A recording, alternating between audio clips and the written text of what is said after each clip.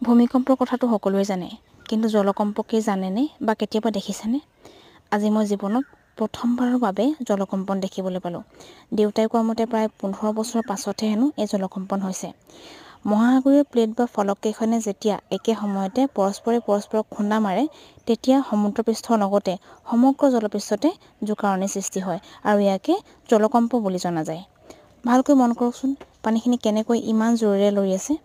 আমাৰ বাৰীত থকা প্ৰায় 15 ফুট দ পুখুৰী এইটো। আনফালে কাষতে আমাৰ দিৰিহী নৈখনো আছে।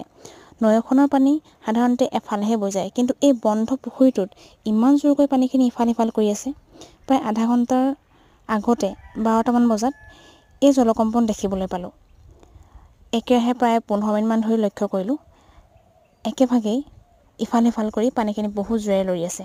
আৰু আপোনালোকে যদি কেতিয়াবা এই দৃশ্য দেখিছে বা জলকম্পন দেখিছে, জনাবলৈ নাপাহৰিব।